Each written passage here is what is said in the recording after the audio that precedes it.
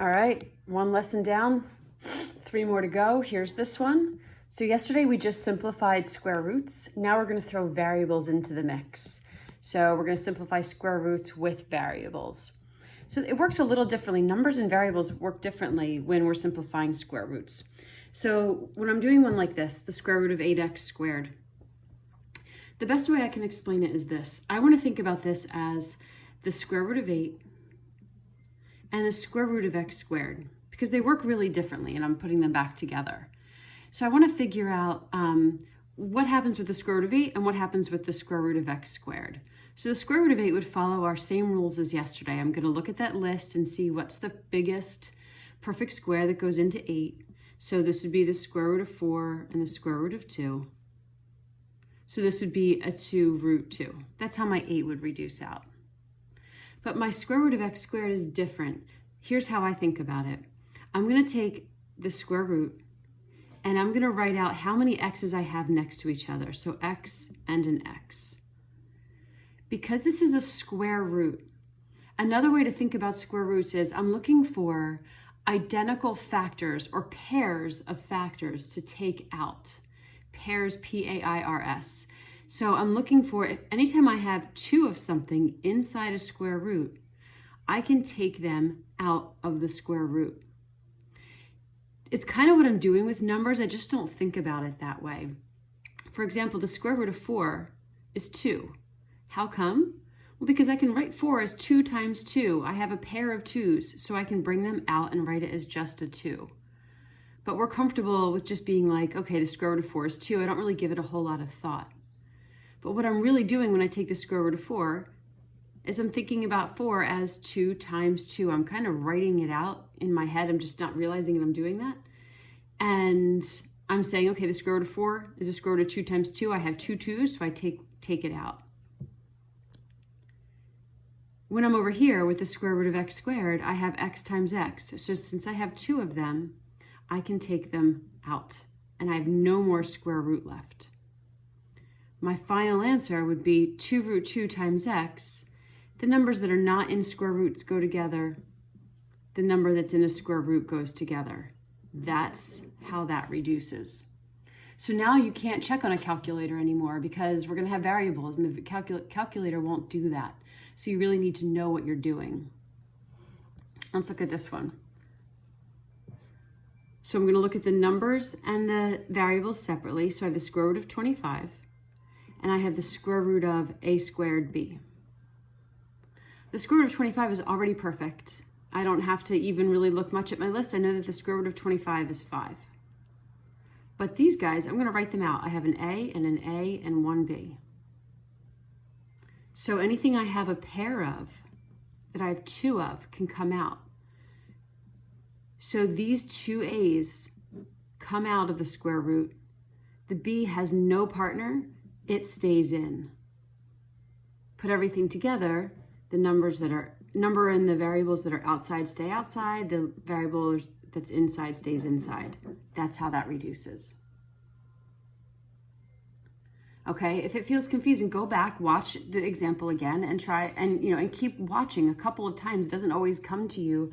It doesn't always make sense the first time around. Sometimes you got to put a little more into it.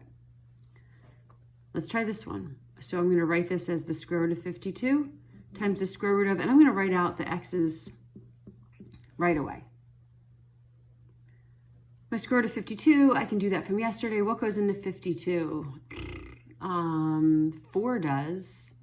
4 goes in, I think, like 13 times. So this is the square root of 4 times the square root of 13.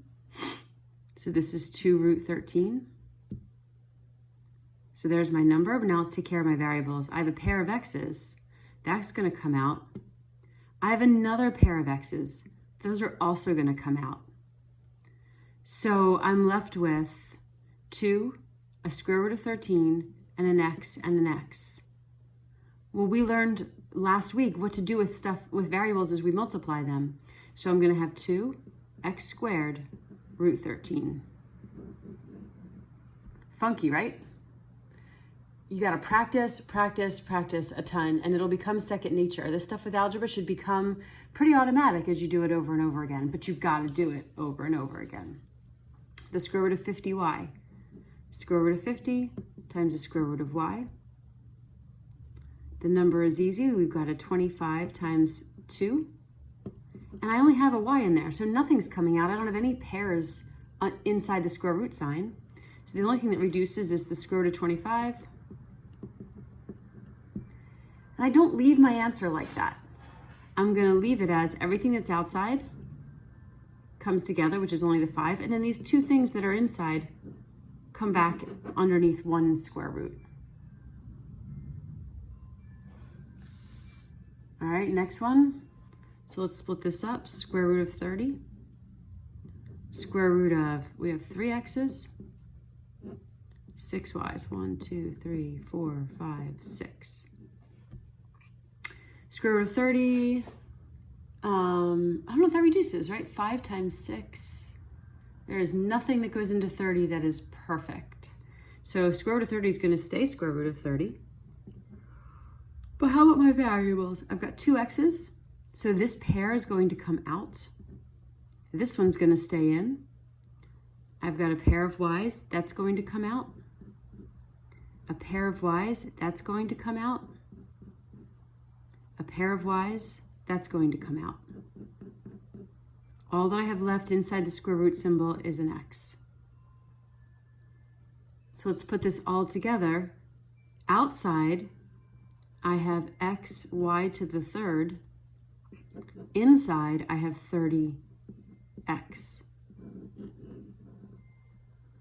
Take your time. This requires some thinking and patience.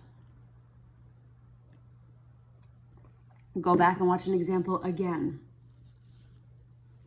All right, maybe if you're starting to get it, press pause and try this and come back and check out my work.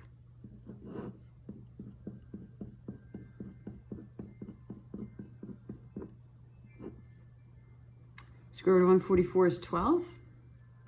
I wrote out all 9 of my x's, so I have a pair coming out, a pair coming out, a pair coming out, a pair coming out. 1 x still left in there. Put it all together, I'm going to have 12x to the 4th root x. Fun times with algebra. Algebra is my friend. All right, maybe pause it and try it. 1575. 1, 2, 3, and a B. 1575. Ooh, I do not know what goes into that. So again, I don't have a calculator because my friend borrowed it, which is very inconvenient. So I'm going to do my work down here. You can do your work wherever you want. And let's see what goes into it.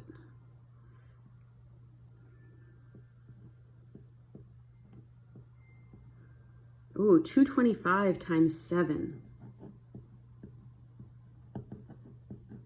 So we got a big square root there. So we're going to have 15 root 7. And then I've got a pair of a's. That comes out. The a and the b stay in. All of this is multiplied together. So what do? The stuff that's outside stays outside. The stuff that's inside stays inside. When I say outside and inside, I mean stays outside of the square root or inside of the square root sign. Beautiful, last one.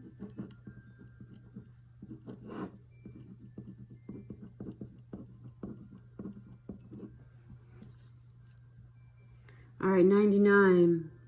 I got 99 problems, but algebra ain't one. Let's see, 3 times, so I'm gonna, 9 times 11. I've got 2 A's, bring them out, cross them out. 2 B's, bring it out, cross it out. 2 B's, bring it out, cross it out. No other pairs. Root 9 is 3. Root 11, A, B, B, B, C. So outside I have 3, AB squared. That's all this stuff. Inside I have 11, B, C. Beautiful. Okay. Okay, make sure you're okay with these. Go back and try them if you're not. We're going to do another Khan Academy, simplifying square roots with variables. Actually, you know what? I don't think we are. We're not. We're going to do a Google Doc to practice. And I'll get that going. Okay. All right. Hopefully you feel good. Have a great day.